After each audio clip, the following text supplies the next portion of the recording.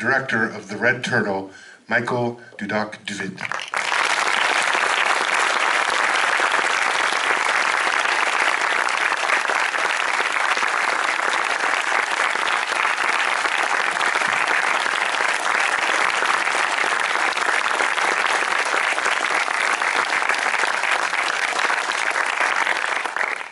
You got me again, Michael. I cried again right over there. Just I can't watch this movie. I don't think with dry eyes. I think it's just impossible. What a beautiful film, Michael. I mean, just.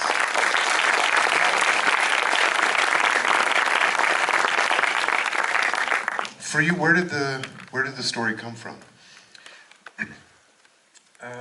I had to think of a story straight away one morning when I received an email. I don't know if you know, I received an email completely out of the blue from Studio Ghibli, especially from Takata and Suzuki, saying, if you're ever thinking of making a feature, we would be interested to be a producer. And my first reaction obviously was, oh my god, this is too good. But then what do? You don't have feature, you haven't thought of feature, so I thought, okay, now if I say yes, I have to come up with something straight away. And there was a theme which I loved since childhood, which is the desert island, the Castaway on a Desert Island theme, which we all know so well. It's archetypal, it says more than about survival, it says about life in general. I loved it as a child, and I thought, that's the one, that's my starting point.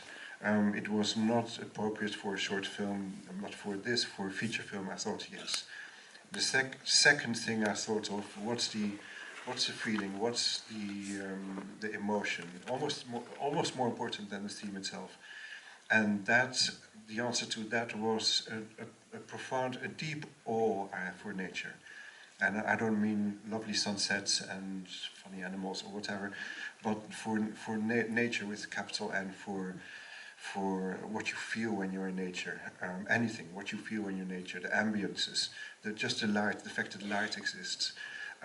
Growth, death, all that, human nature, of course. And I thought, oh, wouldn't it be great just to make a film where that is put forward, not as a message, certainly not as a message, but just to celebrate that and see if that works. So that's the answer to your question. And were there ever words for the film? There was a little dialogue, yes, there were a few sentences. I thought they really needed to talk at some point, first of all, to explain or to ask some questions. When a man meets a woman, he has to say something. And also, now you have seen the film, when the son says goodbye to his parents, when he joins them at night and looks them in the eye, I thought he had to say something about he is ready to leave the island. And we worked backwards and forwards on those sentences. They never felt right, and in the end we dropped them all together. And then I felt this is great challenge. I really like this. I have to make sure the film is clear, even if there's not a word spoken. So I tested it on friends and people, new colleagues who arrived, and well, this is it. Folks, questions from you? Yes, sir, there. Music is such an important part of the movie. I'm wondering what sort of conversations you had with your composer about what you envisioned for the score. Okay, so the question is, he wonders what kind of conversation I had with the composer, saying that music is an important part. Of course it is, yeah. For me particularly, because music was my inspiration for my short films. Until I had the music in my imagination, I couldn't make a short film. The music dictated the timing, the mood, of course, a lot of things. In this film, I didn't have an idea for the music when I wrote the story, and I thought, oh, that's odd. Well, just wait, it will come. A few months went by, still no music. A few years went by, still no music. And all the time I thought, well, this is different. Okay, we will see. It's a feature film. It's not one music like I did with my short films. It's a succession of music and absence of music. And we nearly finished the animation, and then I was worried. We had a composer, but didn't work out, and so we were looking for a new composer. And very quickly, the producers, Why Not Productions in Paris, they contacted about a dozen composers, some new ones, some veterans, and they said, what do you propose? And one came up, which we chose. One came up with a theme. He sent me the theme, cello, just the main theme of the beautiful, very simple, very emotional, but not over sentimental. And I thought we found him. And the way we worked together is I worked at that moment in Paris. He lives there. I visited him a couple of times, 3 times a week. All the time we would talk a lot. All the time go backwards and forwards. He would propose things, just a classical way. We had a perfect chemistry. That's as important as his talent, because we talk about things you can't put in words, but we understood each other. And he was fast on top of that. He immediately had some really nice tunes, immediately developed them, was passionate about the project. So that's how it worked. I was really lucky. Sir. Yes, thank you. The film is absolutely beautiful. I just have a question, is that I saw that Isao Takahata was the artistic producer in the credits, and while watching the film, I felt like, wow, this actually has a lot of this very similar themes to some of his masterful works, like Favorite Fireflies and Only Yesterday, where it's very like realistic, everyday kind of thing, until a little stabs of fantastical and surrealism gets into it. And I was just wondering, like, working with him and working with Studio Ghibli overall, I see a lot of influence. So, did they influence you during this production, or did you like bring the story in with a lot of these like themes of nature and like growing up and just everyday realism beauty?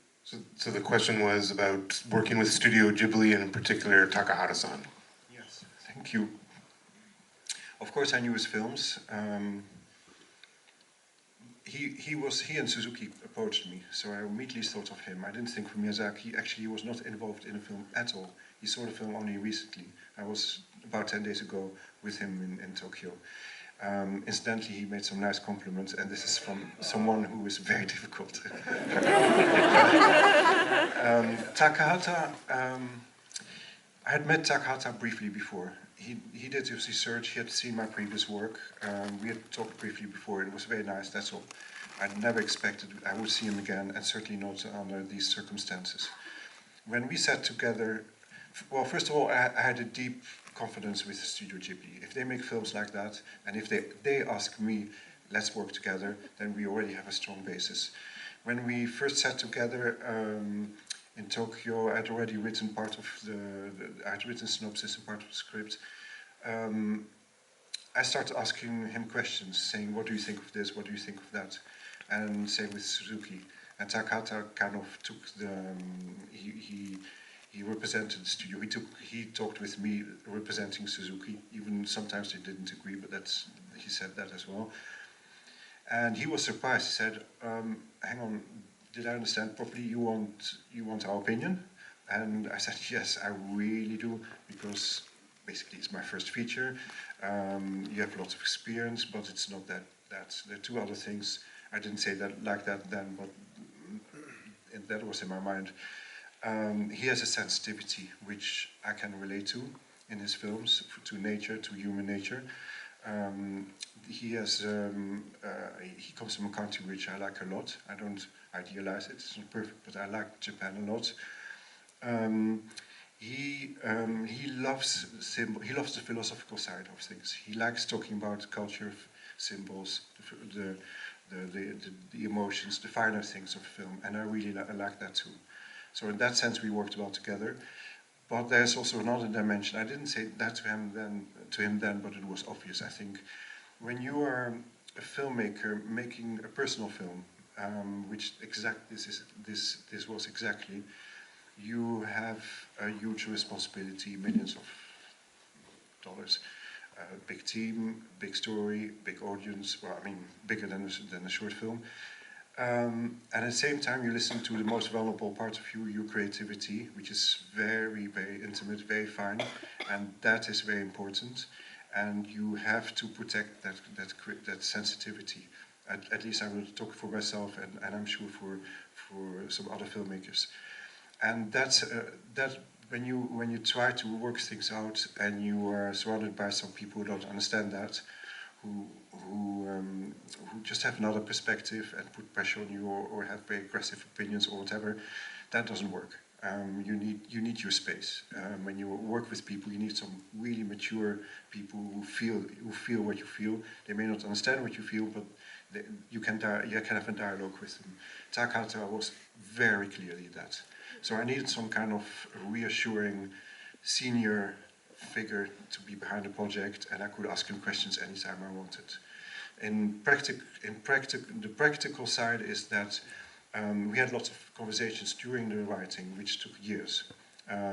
Literally conversations about little technical things like movements. He's very, very on details, like virtually all animators are. But he understands that some details are more eloquent than the big storylines, and that you really work with those details. So that worked for me very well. He was respectful. He's always said, "Look, this is my opinion. I think it works like this, but you are the director, you decide." And that's how I am too. So to work like that without competition, without proving ourselves, but just looking at things, that worked really well as well, because it's sensitive, and sometimes we couldn't express it in words.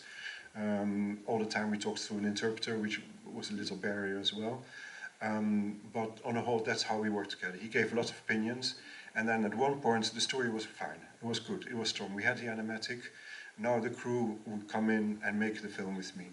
And at that point, Studio Ghibli said, "Good luck. If you need us, we're here. We will follow the project. We're curious," and they were very curious, but they stayed where they were. I continued. Incidentally, I forgot to mention, they always said, "It's not a Japanese film, it's your film. You're going to make it in Europe, in France," because there was a partner, Wild Bunch. It's not supposed to be look like a Studio Ghibli film. If it looks like a Studio Ghibli film, it's simply because by osmosis I admire their films, and somehow my sensitivity to nature is very big. My deep faith in human beings is very big, and which they have too. So in that sense, we resembled each other. It's been. You've got nearly a dozen animation companies represented in the credits. How did you coordinate between them, and what did they contribute?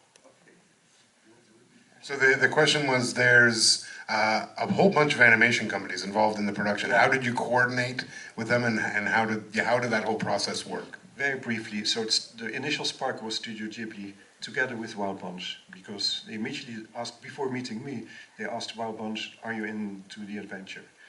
So that's two. They invested in the film big time, and they gave, including Wild Bunch, they gave opinions, and discreetly, but they gave opinions. Then when it looked like, okay, this is going to work, because we were very careful, we said maybe it doesn't work, but it's going to work, we needed an animation studio.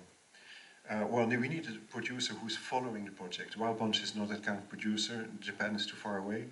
So we approached Why Not Productions, also in Paris, a production company of live action films working very closely with Wild Bunch on many, many, many other films, including like Moonju, the film from Moonju we saw last night here. That's also Why Not Productions co-production. So we had the producer, and the producer said, "Brilliant, okay, we're going to make a film. We don't know anything about animation. We can do two things: create an animation studio for the film, which is often done, or approach an existing animation studio and ask them to take care of the production itself." We did the latter. We looked around. We chose Prima Linea, French company, studio in Paris, studio in Angoulême, southwest of France. The film was mostly made in the southwest of France. Then we needed a co-producer for financial reasons, and they were artistic as well. So we teamed up with Belgium. The film was made for 4 months in Belgium, with Belle Vision in Charleroi, Marcinelle Charleroi. So in that sense, we also had a Belgian producer. And then there were other producers as well, like Canal Plus, etc. But these are the big ones. Yes, in the back there. That's you. Okay. Did you come up with the idea for the turtle like all on your own, or was it based off like a different myth or legend, or was it just an entirely new concept? Oh, this is my favorite question. The turtle. Why the turtle? My answer is yes to every point you just mentioned. The turtle, I came up with it all by my own, but I've been, especially as a child, I was a voracious reader of fairy tales and myths and legends, and for instance, when I started on this project, Takata sent me a book called Kwaidan by Lafcadio Hearn, which has Japanese traditional fairy tales, they call them ghost stories, which were very interesting about transformations about people and animals. So I had a basis, even subconsciously I had a basis. I didn't go through all my memories, but in this film I felt, it went very simply, it felt like this. So the main thing is he wants to leave, he wants to go home. The island is not his home, but he can't. Why can't he? So quickly I scan. This happened literally in a few minutes. I scanned my memory, saying you could do this, you could do that, and how about a sea creature, a marine creature, shark, etc. No, and so on. Hang on, a turtle. That's how it happened. I just suddenly, and this is where this is how we work intuitively. That felt really good. My intuition said, "You've got it." My rational side looked at it a bit later. First of all, the intuition has to really feel right. So I felt like, oh my God, of course, a turtle. Oh yes, this is it. And the color came a bit later. But at that moment, I thought, not only do we have a main character, it's probably going to be the name of the film. So rationally, I can very briefly say, I needed a mysterious sea creature that gives the impression to be immortal. Of course it's not, but it's that kind of animal, gives the impression of being immortal. It's a peaceful animal, non-aggressive, it's solitary, it disappears into infinity, which I find very important in this film. There's something very moving about a turtle leaving leaving where she belongs, the sea, and going on the beach with a lot of effort, digging, laying eggs, filling the pit, and going back. I've seen one doing it. I've seen umpteen video clips. It looks like they can't make it because it's such an effort. It's very moving. Something like they become, for a moment, they become like us, mammals who breathe with arms and legs and so on, and then they disappear again and become part of infinity. So that all came together beautifully. Time for a couple more. Sir, yep, right up front.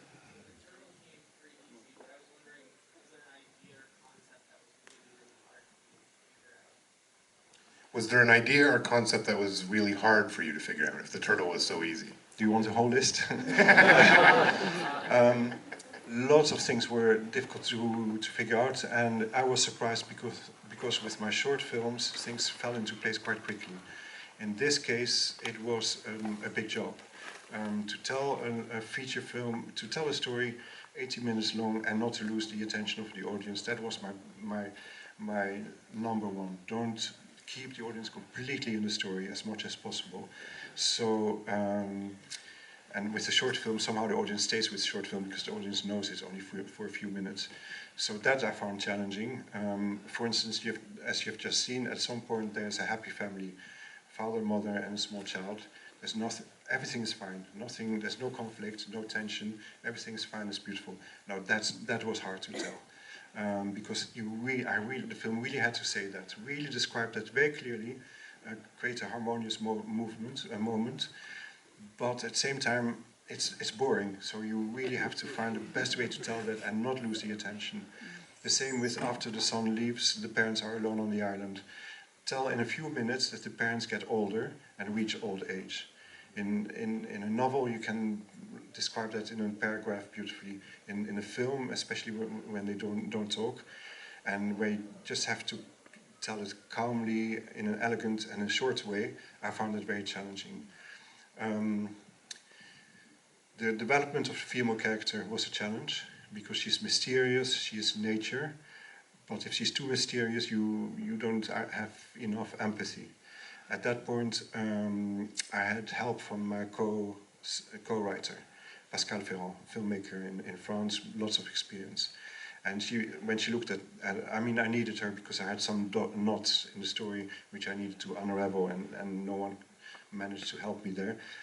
And she said the woman needs to be stronger in the film, to be more incarnated as a human being. So we worked a lot on that. It's not it's not a big job, but it's very, very fine-tuning. It's very much a job of fine-tuning. So those are a few examples of challenges. Last one, yes, ma'am. Okay, this is a follow-up question. You said that the man was not from the island and wanted to go home, but the son, when he went back into the water, was he going back to his home? So the question was about if the man wanted to go home but couldn't, but the son did leave, where was the son going? And what's the home of the son? Yeah, what's the home?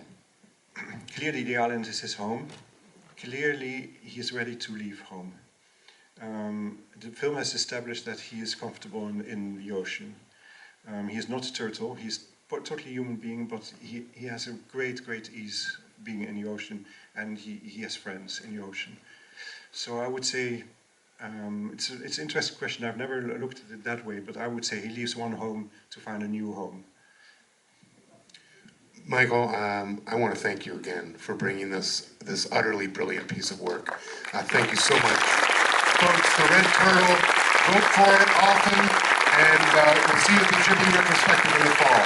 Thank you.